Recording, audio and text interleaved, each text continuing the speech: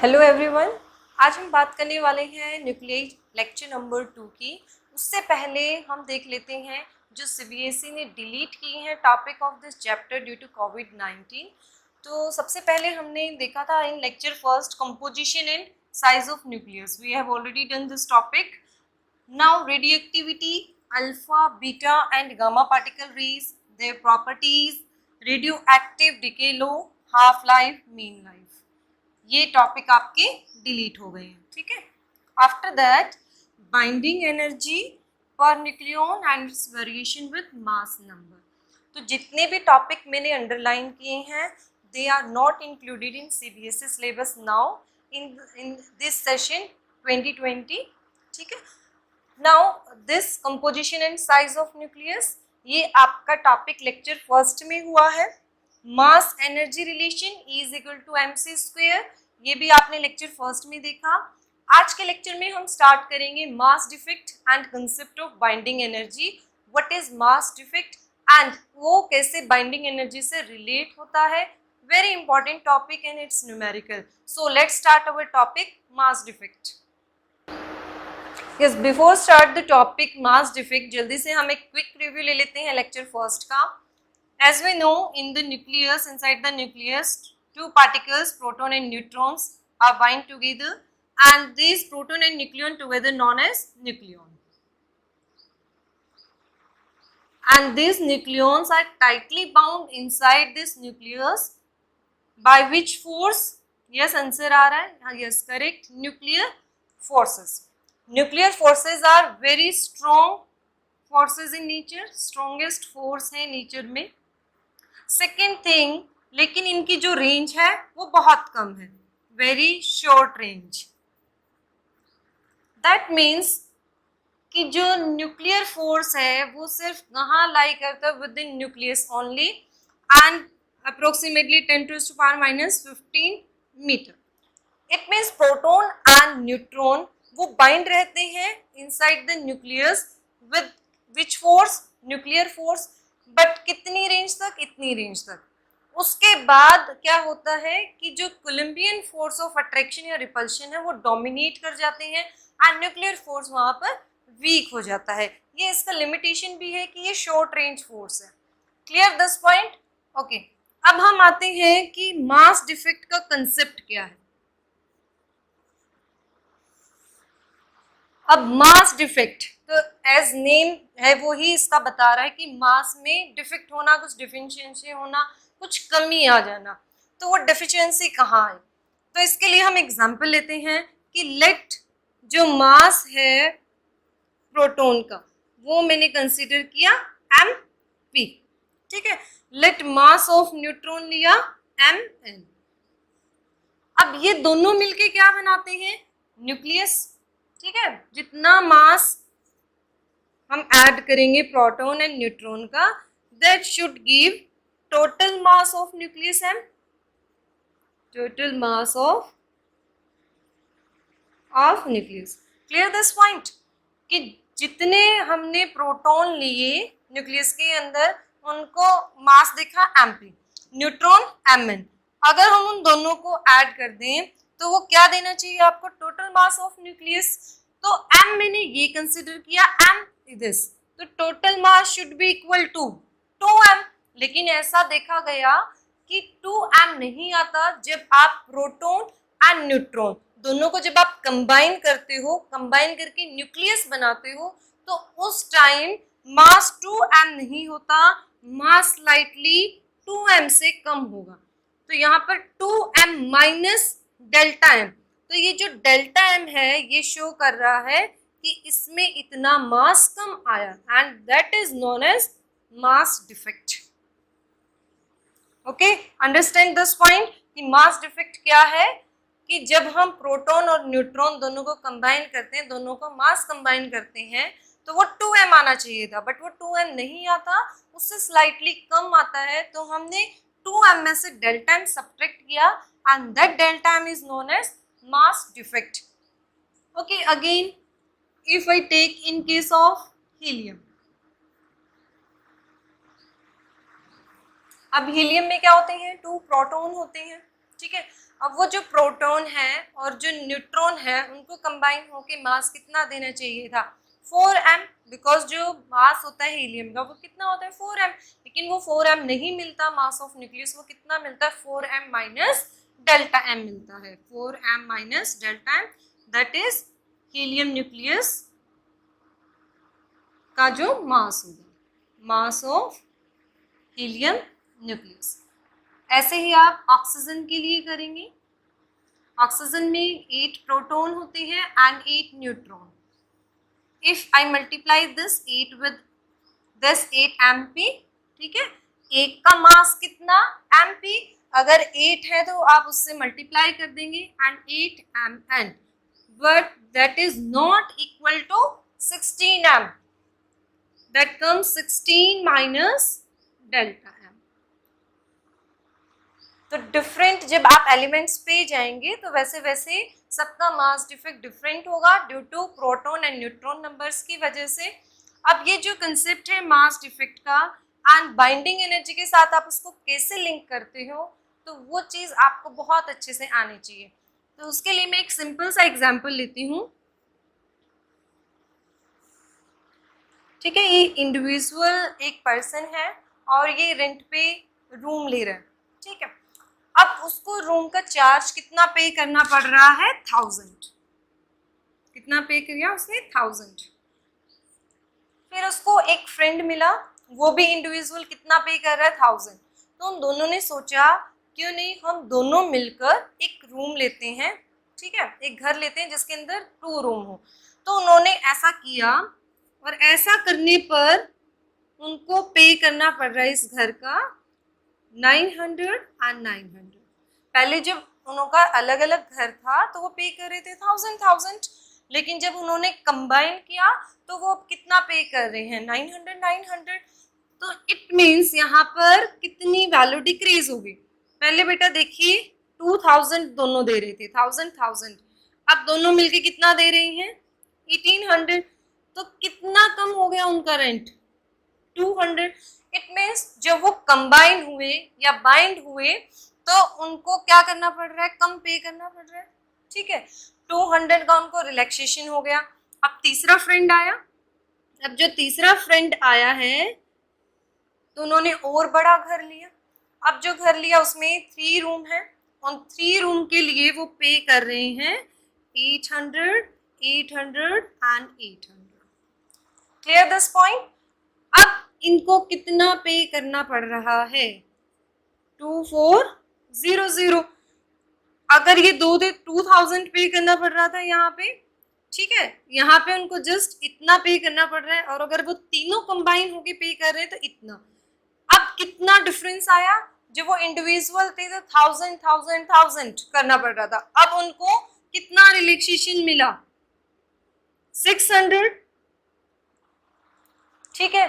तो इसी कंसेप्ट को अगर हम कंबाइन करते हैं या इसको लिंक करते हैं प्रोटॉन के साथ, जब प्रोटॉन एंड न्यूट्रॉन अलग अलग थे तो उनके पास कितनी एनर्जी थी 1000।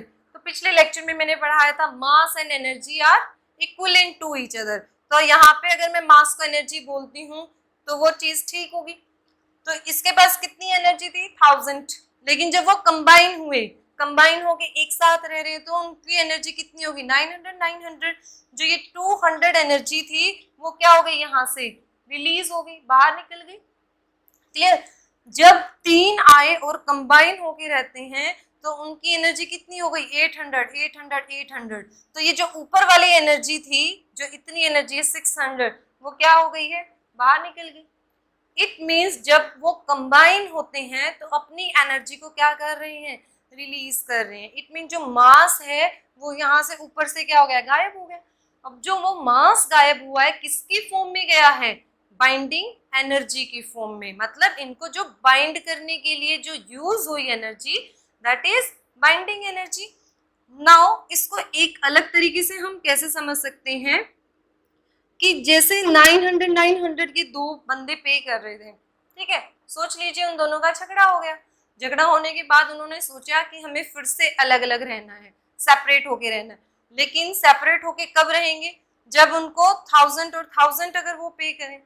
अब उनकी पॉकेट इतना अलाउ कर रही है जस्ट 900। अगर उनको 200 और मिल जाते हैं तो वो क्या हो जाएंगे, सेपरेट हो जाएंगे। तो उनको मजबूर कौन कर रहा है कि वो बाइंड होके रहें, दिस 200 रुपी। जैसे उनको 200 मिलेंगे वो फिर से सेपरेट होंगे एंड 1000 पे करके सेपरेट घर में रहेंगे। एंड इन दिस केस अगर ये 3 है, इनमें झगड़ा हुआ, अब इनको अलग अलग रहना है, लेकिन कब अलग रहेंगे, जब इनको कितनी एनर्जी मिल जाए, 600 एनर्जी मिल जाए। तो ऐसे प्रोटॉन न्यूट्रॉन कंबाइन होके रहते हैं न्यूक्लियस के अंदर। जैसे उनको सेपरेट होने के लिए एनर्जी मिलेगी तो वो क्या हो जाएंगे, प्रोटॉन एंड न्यूट्रॉन अलग अलग रहेंगे और इतना अलग हो जाएंगे कि वो वापस फिर से इंटरेक्शन में नहीं आएंगे।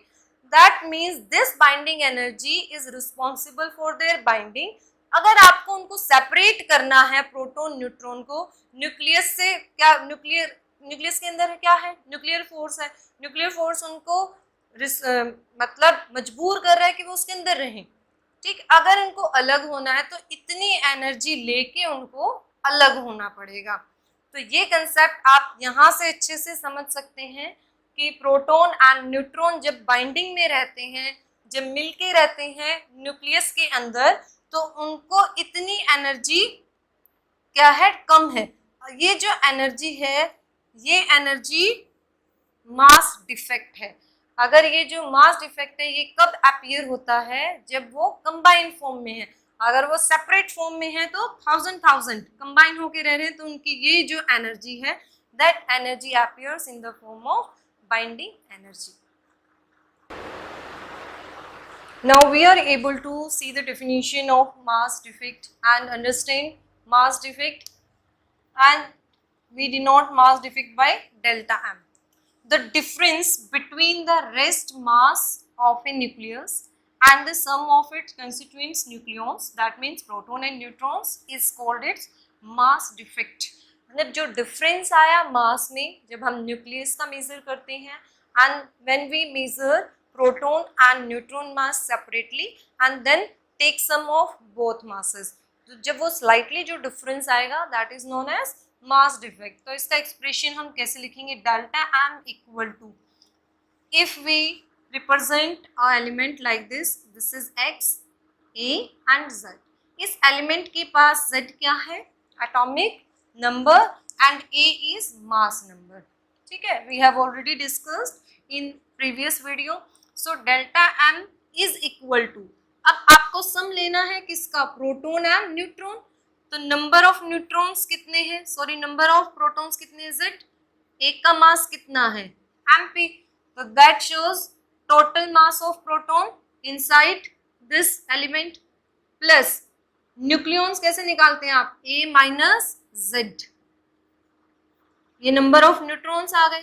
एंड मास निकालने के लिए कि कितना मास है न्यूट्रॉन्स का, दैट इज mn, ये सम आ गया। Then minus m, where m is mass of nucleus. जब आप दोनों का क्या कर रहे हैं, कंप्लीट मास निकालते हैं, दोनों का सम लेते हैं, देन माइनस क्या करते हैं, मास of nucleus, that give you delta M, mass defect। That is the expression for mass defect। Write down where M is mass of nucleus। ठीक है, we have already known this terms A minus Z and Z, Mn and this Mp। Okay, now in other words we can represent delta M like this, when P and N, proton and neutron, are separated. जब proton and neutron अलग अलग हैं, दोनों के mass कितने हैं, mm, but when they combine to form nucleus, लेकिन जब वो दोनों कंबाइन हुए तो उनका जो मास आया कंबाइन होने के बाद न्यूक्लियस का, slightly less than m plus m। This mass disappear in form of binding energy known as mass defect. ठीक है, ये जो मास है वो कहाँ चला गया, ये मास क्या करता है, एनर्जी की फॉर्म में कन्वर्ट हो जाता है। उस एनर्जी का नाम क्या है, बाइंडिंग एनर्जी, जो उनको बाइंड करके न्यूक्लियस के अंदर रखती है। तो जो मैंने आपको प्रीवियस में एग्जांपल दिया कि जो 600 रुपये हैं वो क्या है, उनकी बाइंडिंग एनर्जी है, उनको बाइंड करके रखती है। अगर वो मिल जाए उनको तो वो क्या हो जाएंगे, सेपरेट हो जाएंगे। जैसे उनको पैसे मिले कि हमारे पास 1000 रुपये हो गए अब, तो वो क्या हो जाएंगे, फिर से सेपरेट हो जाएंगे। तो वो जो 600 है इन केस ऑफ जब 3 पर्सन साथ में रहते हैं, या जो 200 है जब 2 पर्सन साथ में रहते हैं, वही उनकी क्या है, बाइंडिंग एनर्जी है। Now this concept is mass defect and binding energy. हम कैसे रिलेट करेंगे मास डिफेक्ट को बाइंडिंग एनर्जी से? तो जैसे ही हम डेल्टा एम निकाल लेते हैं तो binding energy we represent this by E B. ठीक है, आपने फॉर्मूला किया था E is equal to MC square, कि जो मास है वो कन्वर्ट किस में हो रहा है, एनर्जी में। तो by using Einstein mass energy equivalence we have delta M C square, because here this delta M mass defect है वो किसके फॉर्म में अपीयर हो रहा है, बाइंडिंग एनर्जी की फॉर्म में। तो delta M value is this, put here the value for delta M Z MP plus A minus Z Mn minus M and into C square. In this manner we can calculate binding energy by using mass defect concept. Now definition of binding energy. Binding energy of a nucleus may be defined as energy required to break up a nucleus into its constituents, protons and neutrons, and to separate them to such a large distance they may not interact with each other. That means वो energy जो nucleus को तोड़ती है and जो उसके proton and neutrons हैं अब वो अलग हो गए हैं। अब अलग होने के बाद वो एक सेपरेट डिस्टेंस पे अलग हुए, सच दैट अब वो एक दूसरे से इंटरेक्ट नहीं करेंगे। दैट मीन्स उनका बीच का जो न्यूक्लियर फोर्स है वो खत्म हो गया है। इन अदर वर्ड्स हम बोल सकते हैं कि जो बाइंडिंग एनर्जी है of A nucleus is that quantity of energy required to break nucleus and separate protons and neutrons so that they leave the nucleus. आप इसको ऐसे भी डिफाइन कर सकते हैं कि जब ये बाइंडिंग एनर्जी हम न्यूक्लियस को देते हैं तो उसके जो प्रोटॉन एंड न्यूट्रॉन्स हैं वो सेपरेट हो जाएंगे और वो न्यूक्लियस को छोड़ देते हैं, लीव कर देते हैं। एंड बाइंडिंग एनर्जी अगर हम वर्ड यूज करते हैं binding energy, that means that binding energy of nucleus of given element, given element मतलब पूरी न्यूक्लियस को तोड़ने के लिए हम टर्म यूज करेंगे बाइंडिंग एनर्जी।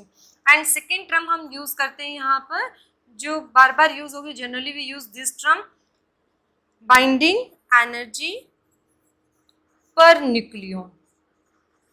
पर न्यूक्लियन का मतलब है एक प्रोटॉन या प्रोटॉन न्यूट्रॉन को तोड़ने के लिए कितनी बाइंडिंग एनर्जी हुई। तो ये होगा when to break one nucleon of a nucleus, कि न्यूक्लियस में सिर्फ आपने एक न्यूक्लियन को तोड़ना है तो कितनी एनर्जी सप्लाई करनी पड़ेगी। बाइंडिंग एनर्जी कब यूज करना है, जब पूरे न्यूक्लियस को आपको ब्रेक करना है।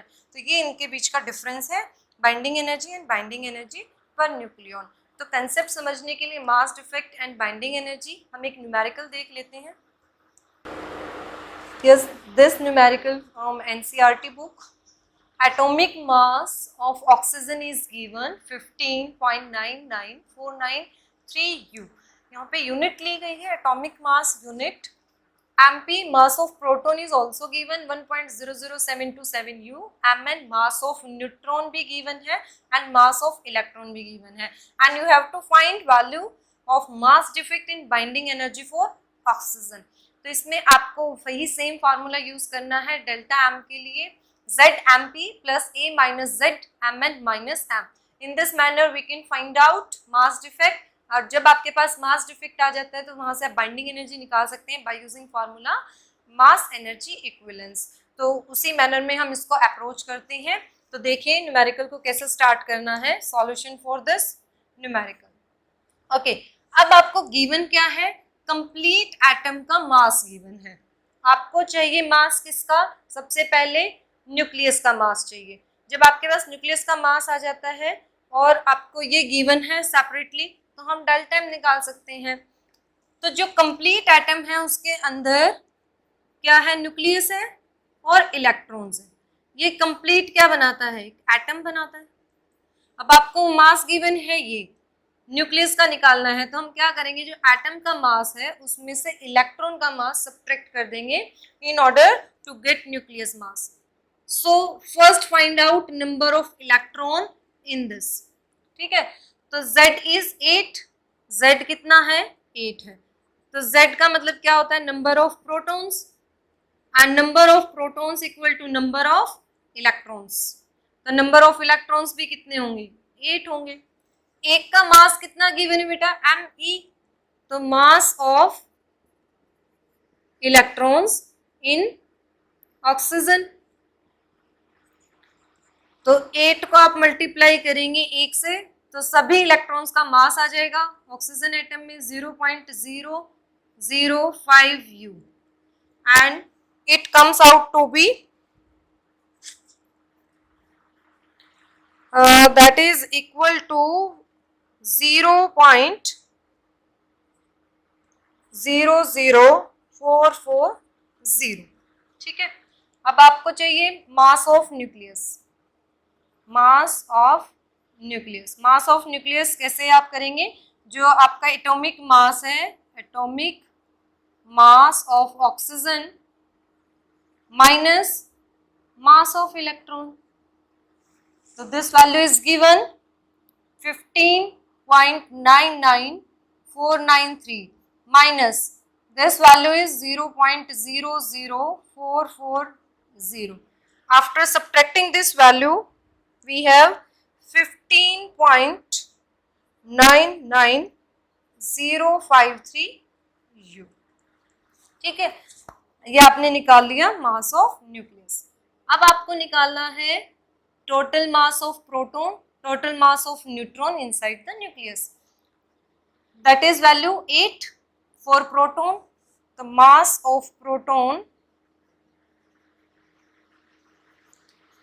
8 multiply with 1.00727 and mass of neutrons, अब neutrons भी कितने हैं, 16 minus 8, A minus Z, 8 into mass for proton 1.00866.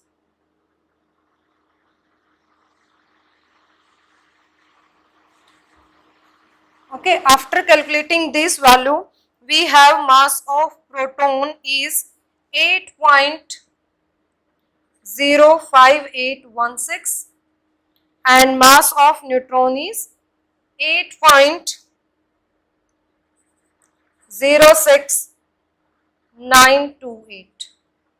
जब आप इन दोनों को ऐड करेंगे तो आएगा 16.12744 U।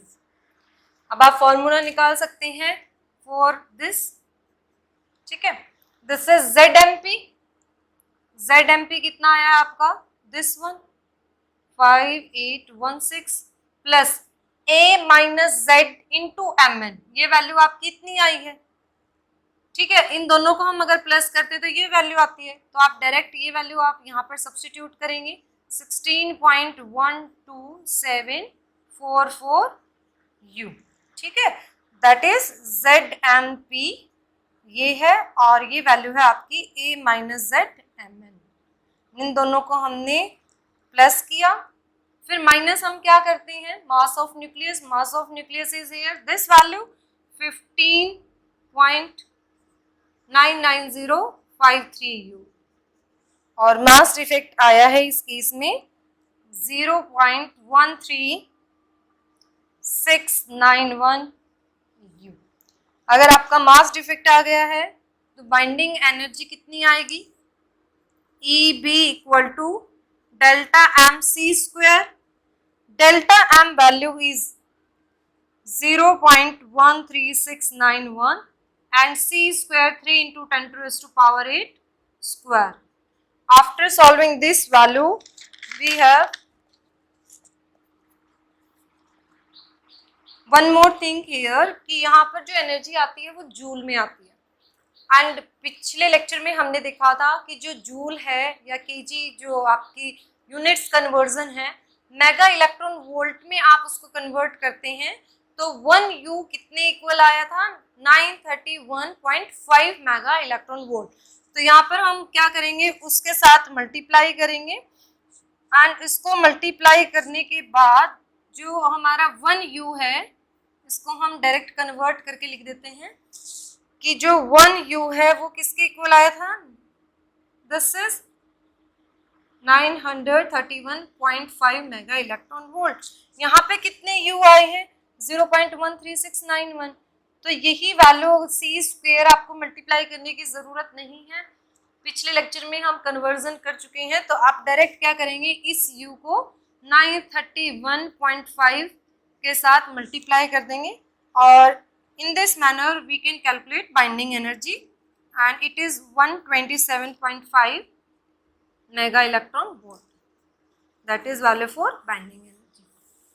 ठीक है, तो ये स्टेप आपको कंप्लीट करने की जरूरत नहीं है, ऑलरेडी हमने डिस्कस कर लिया है कि जो 1U है मास है वो कितने मेगा इलेक्ट्रॉन वोल्ट के इक्वल होता है। तो आप डायरेक्ट जितने भी U आते हैं उसको इस एनर्जी से मल्टीप्लाई करिए और आपका आंसर आ जाएगा मेगा इलेक्ट्रॉन वोल्ट में।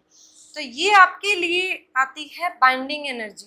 अगर हमें निकालना है बाइंडिंग एनर्जी पर न्यूक्लियन, तो पर न्यूक्लियन के लिए आप क्या करेंगे, binding energy per nucleon, per nucleon. तो यहाँ पे कितने न्यूक्लियंस हैं, 8 प्रोटॉन एंड 8 न्यूट्रॉन, 8 + 8 16। तो यहाँ पे 16 न्यूक्लियंस है। तो अगर आपको एक की एनर्जी चाहिए तो हम क्या करेंगे, टोटल एनर्जी को डिवाइड कर देंगे हम 16 से। तो 127.5 divide by 16 and it is 7.9 mega electron volt. तो ये डिफरेंस है कि टोटल बाइंडिंग एनर्जी हमारी आती है 127.5। If we want to calculate binding energy per nucleon, then divide this number by 16. We have 7.9 mega electron volt per nucleon binding energy. So in this manner, we approach the numerical mass defect and binding energy for oxygen. Numerical similar होंगे, just values change होंगे. And in this manner, we approach the numericals, calculate delta M, then binding energy by using this formula, binding energy per nucleon by divide total number of nucleons. So note down this numerical. Our next topic is binding energy per nucleon curve. ये जो topic है ये syllabus में नहीं है, but इसके conclusions हमें करने पड़ेंगे to understand the concept of nuclear fusion and fission. तो इसके कंक्लूजन्स आपको करने हैं, बट इसका जो डायग्राम है वो इम्पॉर्टेंट नहीं है बिकॉज दिस ईयर ये सिलेबस में इंक्लूड नहीं है। तो स्टार्ट करते हैं टॉपिक। तो यहाँ पर हमने कर्व पे बनाया है binding energy per nucleon and energy in mega electron volt and on this axis mass number A. तो यहाँ पर 50, 100, 150, 200, 250 that shows mass number and here this point shows the binding energy per nucleon for different elements. जितने भी elements होंगे सबका binding energy per nucleon different होगा because सबके पास proton and neutrons की वैल्यू अलग अलग होगी। अब जैसे न्यूक्लियंस को अगर ब्रेक डाउन करना है तो उनके लिए जो बाइंडिंग एनर्जी की रिक्वायरमेंट होगी that will be quite different. So first point is binding energy per nucleon is different for different elements and that depends on number of nucleons present in that element. Okay, second thing यहाँ पर जो हमें नजर आ रहा है hydrogen, hydrogen, helium. अब ये जो सभी एलिमेंट्स हैं इनके लिए बाइंडिंग एनर्जी पर न्यूक्लियन बहुत कम है। अगर हम हाइड्रोजन की बात करते हैं तो उसके पास क्या है, अगर हम हाइड्रोजन की बात करें, ड्यूटेरियम के पास 2 प्रोटॉन्स होते हैं। सिंपल हाइड्रोजन की अगर हम बात करते हैं तो उसके पास 1 प्रोटॉन है, 1 न्यूट्रॉन है। तो इन दिस मैनर, सॉरी उसके पास न्यूट्रॉन नहीं होता हाइड्रोजन के पास, जब हम ड्यूटेरियम की बात करते हैं तो वहां पे इंक्लूड होगा। तो दैट मीन्स इनके पास बाइंडिंग एनर्जी कम है। अगर बाइंडिंग एनर्जी कम है तो इनको सेपरेट करना बहुत इजी है। जैसे ही आप आगे जा रहे हैं, हीलियम, लिथियम, इनकी बाइंडिंग एनर्जी पर न्यूक्लियन क्या हो रही है, इंक्रीज हो रही है। उसके बाद जैसे हम यहाँ पर जाते हैं, पहुंचते हैं, तो आपने देखा कि जो 30 तक है उनकी बाइंडिंग एनर्जी कम है। जैसे आप 30 मास नंबर से ऊपर जा रहे हैं तो बाइंडिंग एनर्जी इंक्रीज होती जा रही है। तो सेकेंड पॉइंट क्या आया कि जो ये लाइटर न्यूक्लियाई हैं, लाइटर न्यूक्लियाई, उनके लिए या जिनका मास नंबर लेस देन 30 है, उनका binding energy per nucleon Bn binding energy per nucleon is small. Third point में जब आप 30 से ऊपर जाते हैं एंड अप टू 170 और 200, तो ये जो ग्राफ है BEN का जो कर्व है वो क्या है, फ्लैट है। तो we can say A 30 to 170, BEN curve is flat. और क्या शो कर रहा है यहाँ पर कि बाइंडिंग एनर्जी पर न्यूक्लियन क्या है, ज्यादा है, large. And second thing, if binding energy per nucleon ज्यादा है तो यहाँ पर इनके पास क्या है, स्टेबिलिटी है, हाई स्टेबिलिटी है।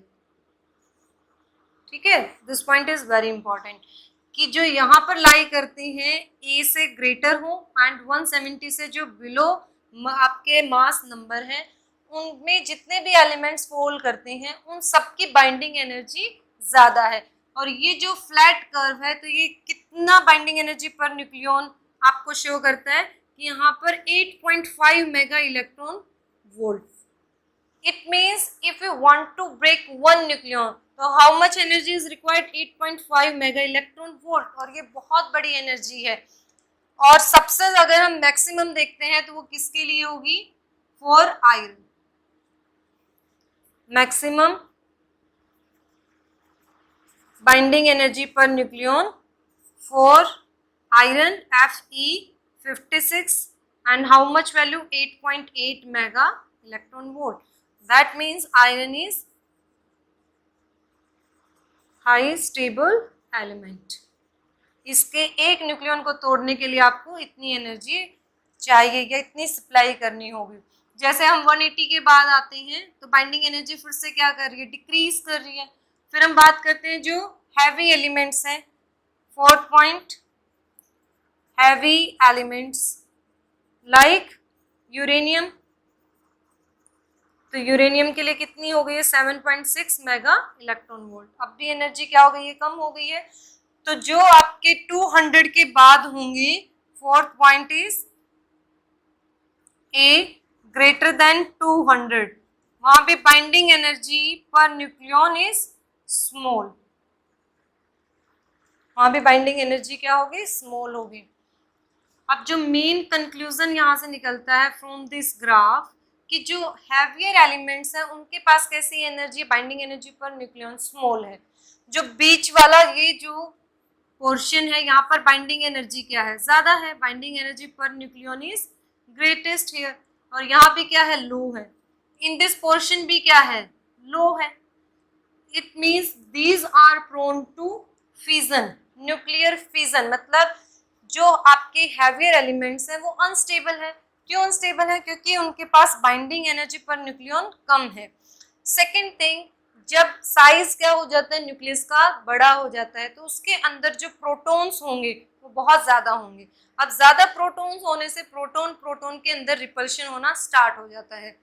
तो जब स्टेबिलिटी की बात आती है तो न्यूट्रॉन उसमें बहुत इंपॉर्टेंट रोल प्ले करते हैं कि जब बीच में न्यूट्रॉन आ जाता है उसके ऊपर कोई चार्ज नहीं होता। अगर सिर्फ न्यूक्लियस के अंदर प्रोटॉन प्रोटॉन होते हैं तो ड्यू टू रिपल्शन वो जल्दी ब्रेक डाउन होता है। तो ये जो बीच वाले जो एलिमेंट्स हैं ज़्यादा स्टेबल क्यों हैं, क्योंकि इनके पास न्यूट्रॉन्स ज़्यादा हैं एज कम्पेयर टू प्रोटॉन्स। अगर प्रोटॉन्स ज़्यादा होने लग जाते हैं तो उनके बीच के जो रिपल्शन है वो क्या करती है, न्यूक्लियर फोर्सेस वहां पर कम हो जाते हैं और जो Columbian repulsion between proton proton है वो डोमिनेट कर जाते हैं। ऐसा होने से जो न्यूक्लियर है वो टूटने की कगार पे आ जाता है। ऐसा ही होता है यूरेनियम में।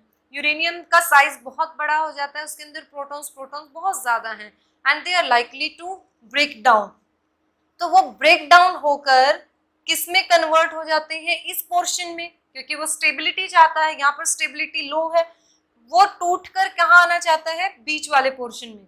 ठीक है, अब बीच में जो पार्टिकल्स हैं उनके मास नंबर क्या है, स्मॉल है, इसका बड़ा है। तो ये जो हैवी यूरेनियम न्यूक्लियस है ये स्प्लिट अप हो जाता है into small nuclei which lie within this region 30 to 200। तो आपने रिएक्शन भी देखी है कि यूरेनियम है वो टूटकर बैरियम एंड क्रिप्टॉन में चला जाता है। वन मोर पॉइंट हियर कि इसके पास बेटा एनर्जी थी 7.6, जब ये इस पोर्शन में आ रहा है तो इसकी एनर्जी क्या हो रही है, binding energy per nucleon rise हो रही है। तो ये आपका थंब रूल है कि जब भी कोई एलिमेंट जिसकी बाइंडिंग एनर्जी लो है वो जब हाई में कन्वर्ट होगा तो हमेशा एनर्जी रिलीज होगी। ठीक है, तो इसके लिए हम नोट करेंगे पॉइंट्स कि यूरेनियम जो होगा वो फिजन करेगा, यहाँ पर जो एलिमेंट्स होंगे that are prone to nuclear fission, and जो इस एरिया में होते हैं 30 से कम वाले वो करते हैं न्यूक्लियर फ्यूजन। ये वाले एलिमेंट्स कंबाइन होके बीच वाले पोर्शन में जाते हैं टू अटेन स्टेबिलिटी। जो हैवी एलिमेंट्स हैं वो यहाँ पर ब्रेक डाउन होके किस रीजन में आते हैं, बीच वाले रीजन में आते हैं। और दोनों ही केस में यहाँ पे बाइंडिंग एनर्जी कम थी, हाई बाइंडिंग एनर्जी में कन्वर्ट हो रहे हैं। सिमिलरली यहाँ पे एनर्जी क्या है, लो है, और वो भी कहाँ आ रहे हैं, जहाँ पर high binding energy per nucleon है। एक चीज आपको ये याद रखनी है, अब देखिए ये वाले एलिमेंट्स क्यों अनस्टेबल है। जैसे हम बात करते हैं हाइड्रोजन की, तो उनका साइज क्या है, स्मॉल है। जब उनके अंदर जो प्रोटॉन्स हैं और न्यूट्रॉन्स कम होते हैं तो इस केस में प्रोटॉन प्रोटॉन के बीच की रिपल्शन ज्यादा होती है। तो ये जो स्टेबिलिटी है due to presence of protons, यहाँ पर प्रोटॉन्स ज्यादा हैं देन न्यूट्रॉन्स। और यहाँ पर फिजन क्यों होती है, क्यों अनस्टेबल है, due to their big size. तो ये दोनों ही लो स्टेबिलिटी को अटेन करते हैं। So this are important conclusion about binding energy curve. Now next thing is nuclear fission and fusion. ये जो दोनों ही प्रोसेस हैं ये प्रोसेस हम करवाते हैं जब आपको एनर्जी की रिक्वायरमेंट है, जब आपको यूज करनी है न्यूक्लियर एनर्जी। तो उसके दो प्रोसेस हैं, बाय डूइंग न्यूक्लियर फिजन और बाय डूइंग न्यूक्लियर फ्यूजन। दोनों ही केस में एनर्जी रिलीज होती है। अब आपको देखना है कितनी एनर्जी रिलीज होगी और कौन कौन से एलिमेंट फिजन करते हैं and which elements are prone to nuclear fusion. तो first thing note that when a nucleon of lower binding energy per nucleon is converted into high binding energy per nucleon, then large amount of energy is released. ठीक है, इस concept को समझने के लिए आप फिर से वही आइए जो हमने रेंट वाला एग्जांपल लिया था। अगर 3 बंदे हैं वो अलग अलग पे करते हैं 1000, ठीक है, फिर वो कंबाइन हो गए। कंबाइन होने के बाद इनको इंडिविजुअल ड्रॉ करेंगे हम। पहले ये कितना दे रहे थे बेटा, 1000, टोटल कितना पे कर रहे थे, 3000। क्लियर, जब वो कंबाइन हो गई, कंबाइन होने के बाद कितना पे किया, से दिस इज 900, दिस इज 900। ये बीच वाली जो एनर्जी है ये किस में कन्वर्ट हो गई, बाइंडिंग एनर्जी में। अब 3 बंदे आए, अब 3 बंदे आए, उन्होंने कितना पे करना है, 800, 800 और 800। अब और भी क्या हो गई है, एनर्जी का लेवल इतना हो गया है। अब देखो यहाँ पर एनर्जी कितनी हो रही थी बेटा, जो एनर्जी की रिक्वायरमेंट थी दैट इज 200, यहाँ पे कितनी हो गई है 600। इतनी एनर्जी लेके ये क्या होंगे, सेपरेट होंगे। यहाँ पे जस्ट कितनी चाहिए, 200, और ये क्या हो जाएंगे, सेपरेट हो जाएंगे। That means when low binding energy, that is low binding energy is converted into high binding energy, then energy release हुई। कितनी एनर्जी रिलीज होगी, 400, यहाँ पे 200 थी, यहाँ 600। तो ये लो बाइंडिंग वाला है एलिमेंट, और ये क्या है, हाई बाइंडिंग वाला है। जब ये इसके अंदर कन्वर्ट हो रहा है तो क्या हो रहा है, एनर्जी रिलीज हो रही है 400। तो हम इसको ऐसे समझेंगे, जब nucleon low binding energy per nucleon convert होता है हाई बाइंडिंग में, तो large amount of energy release होगी। नाउ न्यूक्लियर फिजन, फिजन का मतलब क्या होता है, टूटना, स्प्लिटअप होना, ब्रेकअप होना। तो यहाँ पे फिजन किसका हो रहा है बेटा, जो आपके 170, जिनका ए 170 से ज्यादा है, ए ग्रेटर देन 170, तो वो किसके अंदर आते हैं, न्यूक्लियर फिजन। लो स्टेबिलिटी क्यों है, क्योंकि उनका साइज बड़ा है। न्यूक्लियर फिजन का डेफिनेशन लिखिए, have a nucleus is splitted into lighter nuclei of high binding energy per nucleon and energy is released। Example देखिए, अगर आप यूरेनियम लेते हैं, it is converted into, this is again barium 144 and this is 92 plus krypton 93 and 36, 1 neutron and plus energy।